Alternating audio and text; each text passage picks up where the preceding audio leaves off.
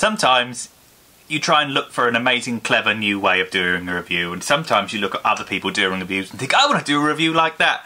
And I've tried all sorts of stuff. Do you know what I like? I like sitting there like this, doing a review.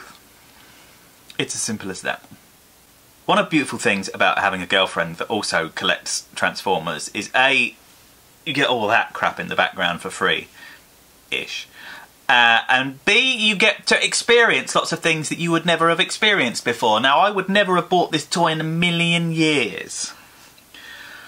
But when you have a collector focus, sometimes you buy stuff that maybe isn't as good as you think it could be because you are a Ladybot collector, an Optimus Prime collector, a Megatron collector, someone who likes sharks or tanks, or if you are a character collector or you are a specific collector, you get stuff.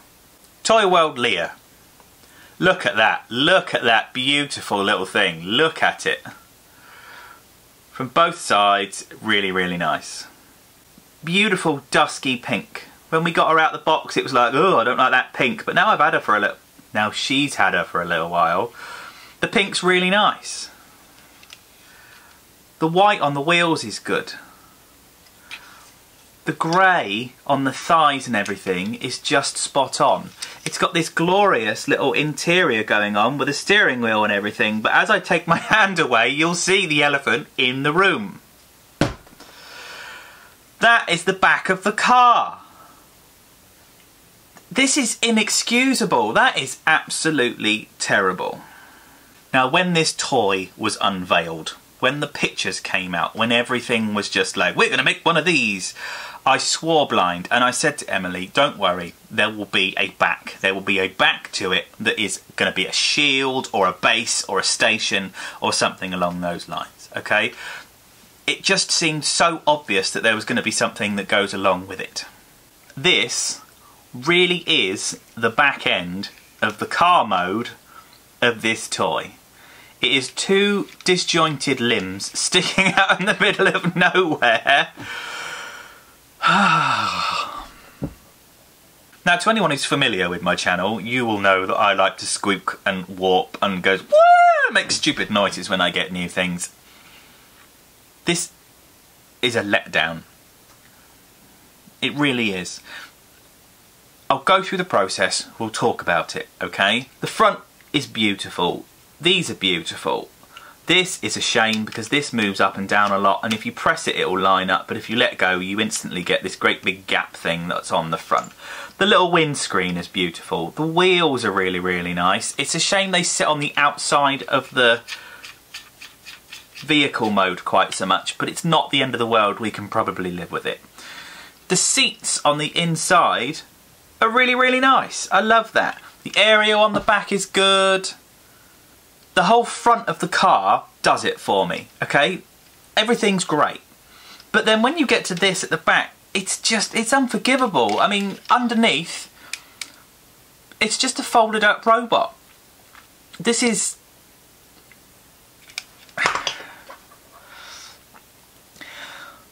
What is this? Why was this released like this? I don't know quite how much this cost, but there's some very clever stuff that I'll go into now, but Toy World, really? I mean, this is bad. So let's stop squinting and concentrating on the negative, and let's make her into a robot. Okay, so what we're going to do is take underneath. Underneath is very clever. You've got pegs. The pegs are here, and there are elbows, and the elbows peg into those bits on her backpack. That's quite clever. It took me a while to work out without instructions. Whether it doesn't come with instructions or Emily's hidden them, I'm not sure. It took me quite a little while of sitting and playing with them, but we got there in the end. So what we're going to do is we're going to take the underneath and start unfolding stuff, which is going to allow the arms to pull out just a little bit, like that, and give us some space. Okay, we are going to, and this bit's a tiny bit scary because one of the things I will say about her is the pink paint and the grey paint marks very, very easily, and you have to really tug and pull at some of this stuff to get it open, and it's going to get marked up. It's going to look tatty very quickly. Take your wheel section, stick your thumb underneath, pull really hard because it's difficult to get it apart, and open it up. Do the same over here. Do that. As you can see, it's a bit of a scary operation getting it done. This, however, will release the legs, which you can pull out like that. Then you can open like that and swivel around like that. Then you can bring it on. It's got a hinge here which allows you to pull that down, straighten the leg out. So let's do that on the other side, try and make it a little bit more graceful. Pull the leg out, turn it round, bring it down and push it in.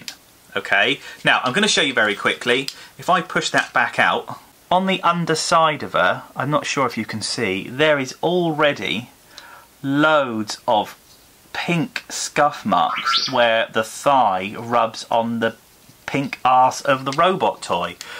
It's not good. On the front, there are loads, you can't really see them on the camera here, but trust me, can you see that line there? That is all scuffage. Which is a shame, because you should want more from this. Anyway, we progress. Bottom half, getting there. Take the wheels, push them in. Take the wheels, push them in. Take the feet, and the feet will rotate up on the little pink bit there, and that means that there's a separate hinge on the bottom here which you need to fold up for robot mode. But if you push everything and just put it up together, you're going to be fine. And then you've got a nice little toesy. Same for the other foot. Push up, push that down ever so slightly, and we have given her some high heels. Put your thumbnail underneath this bit here, which is the butt flap, and just wiggle it gently. I mean really gently, because it feels like it's going to break at any point. There is a hinge here, and I'm terrified of it. That's the truth. I'm terrified of it, because it looks like this whole piece should hinge up because there's a gap on the seats, but then it just doesn't move, and if you do move it, it starts to bend instead of flex on the hinge. I'm just leaving it how it is. It really scares me. It's staying there. The top section is on this great big beautiful arcing mechanism here. If you wiggle it up and down, you can see a lot of that moving. Now what you need to do is push all of that back, get it out the way. There are hinges here, which you can slide up to the side, and again you can slide up to the side, which gives her a bit of space. Rotate the arm down, rotate the arm down, twist the arm at the top, which is again very, very tight but not too bad. Twist the arm at the top to get the hinge the right way round. So what we have now is this elongated mess, okay? What you need to do is make sure, can you see this is on a hinge here that goes forwards and backwards? You need to make sure that is all the way to the back, okay? You're going to pull that forward a little bit, and that will give you the option now where you can push the head up and onto the top of the car, okay? But what we need to do now is rotate this bar here, rotate that down with the head out, and that is now going to start, as we bring that all the way forward, if you rotate down, it's not so easy when the head's in place for robot mode. Up like that, pull it back, rotate it down with the shoulders coming forward, because you can see that's on that rocker motion. So as that rocker goes up, bring that shoulder piece down and around like that. We're getting there in the end. That locks all of that backpack together extremely well. It's not easy to do. You have to sit and fiddle with it quite a lot. Take the front, push it down, and then the pegs for the chest are going to go in. Squeeze hard, lovely jubbly. Now all we need to do is fold that away, peg everything down, and then there's rotating hinges on here, so you're going to hinge that back, you're going to hinge that back like that. There are lots of pegs so everything sticks together, and there we have, let's call her what she's called, Arcee. And this, given the travesty that is the robot mode, this I really like. I really like. It's beautiful. There's some unusual stuff. She has no hands. She's got no hands. You can't put hands on her in robot mode, and the reason for that is her hands come off. They all come bagged up separately. So you get outstretched grabby hands, You get pointy finger guns hands. You get splayed out open hands that are like either no or hi, but these are quite nice, they're okay. You get peace sign hands that are very nice with just 2 fingers out. Shove it. But the best hands are the holdy hands. And what we do with the holdy hands is plug them into the holes in the arms, which is slightly scarily tight if I'm honest. They are going to break one day. And then we install these beautiful things. Massive, great big pink scabbards with very visible undersides to the swords, which is a little bit weird because you don't have to pull them out that way to make it work. They do this, look, so you can put them away properly. They don't fall out. I'll show you why. The edges of the katana, if you can call it a katana, the edges of the sword are very hexagonal, and the connectors inside the sheath are very hexagonal, and those 2 things fit together beautifully, and they got no slop on them whatsoever. You've also got a peg there, and the reason you've got a peg there is because we can take Arcee, peg in the scabbard so she will hold the sword. So all you've got to do there is then put the sword up that way, slide it in, and then so you don't scratch the living daylights out of the paint, you can just push that in like that, get the 2 hexagons to line up, and she will carry her swords. Of course, the other reason she's got holdy hands is because you can put the swords in the holdy hands. And this becomes quite emotive. They don't go up and down, they will twist because it's only a peg, but she poses beautifully. I mean, she poses absolutely fantastically. The proportions are beautiful. It just, everything works in this. Everything works in this. The heels are good. The thighs are good. The length of the thigh to the leg, which is often a problem, is good. The backpack doesn't stand out too far. The face is lovely. It's just right. Emily has said a few times that I think we might end up painting the lips in some Games Workshop Mephiston red, because I've seen a few photos of her with some nice bright red lips, and it really, really looks good. The boobs on the front are feminine without being like too humanoid. They're spot on. Her booty isn't square at all. It's nice and round. And where I said earlier that you had to scarily unpeg that clip, it's gone back in again. If I can just pop that open, then that gives you a bit of a waist joint, which I don't like turning because it's too tight and it just makes a horrible creaking noise. So we're going to leave it where it is. If I break her, I'll get murdered. Flexibility wise, she will go up and down at the toe. The toe itself is on a separate hook. There is a rocker which will go in and out, which really works. The knee will go all the way back. The top of the knee will go all the way back on a double hinge, which is beautiful. The thigh will go that far forwards and not backwards at all, which is what's leaving all the scuff marks on the back of the thigh at the top. If you bring it out slightly, you do get a little bit more motion, but it really breaks the sculpt of who she is and what she does. Arms will go all the way forwards, all the way backwards. If you get the top of the car piece out the way, it's on a ball joint, so it will go all the way around, but if you destroy this piece, it's not Arcee anymore.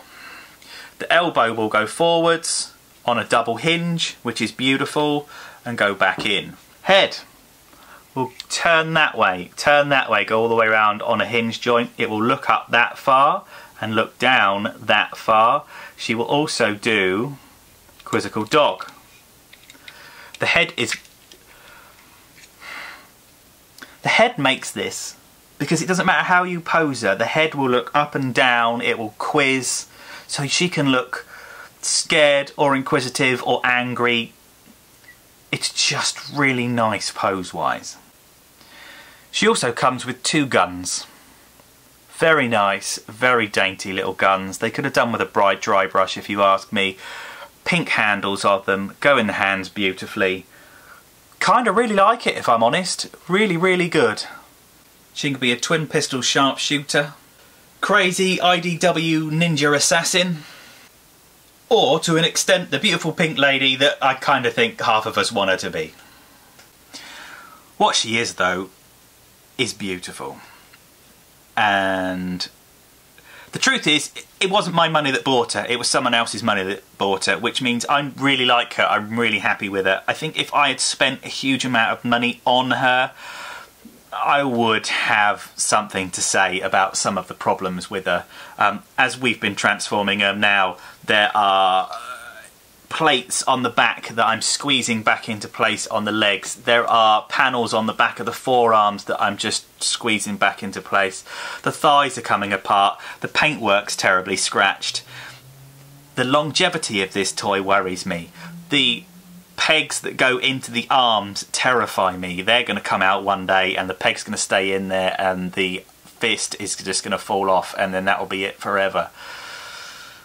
There are many, many problems with this thing. However, if you are the kind of person that's going to transform her once, go, ooh, that's awful, put her on a shelf in Arcee mode and just go, look at my beautiful Arcee, then you will absolutely adore her. She poses fairly well. The legs don't rotate. There is a twister joint in the legs there that don't twist it. Don't make it go. Can you see that line there? That line there is a rotation. It does not move. I could probably force it, but I don't want to break it, especially as it's someone else's. QC, there is one other tiny little problem. She's massive! She's ginormous. She's this massive, great big look, there's like an inch difference. Look at the size of the head compared to the size of the head on Jazz. This is downbeat. Make toys downbeat. What's going on? Look at that. So for all of those other problems that I just couldn't sort of reconcile with having a toy that marks easily, won't really pose, the legs won't twist, the back end of the car is an absolute travesty. She's an inch too tall. She's out of scale. She'll scale beautifully with MP09, the old Hot Rod toy. If you want to stand her next to the old Hot Rod, I don't know what the current Springer, I don't know, the Springer that's going around at the moment. If you stood her next to those, it would be nice to think that your 1986 movie cast would all scale together. However, if we're going MP scale, which is just generally what everyone's doing at the moment, this isn't MP scale. This is MP scale.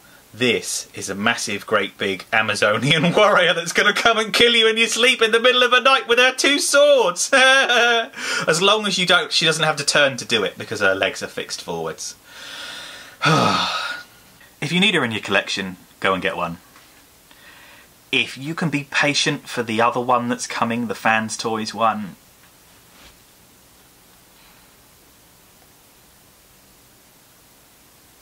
it's your money.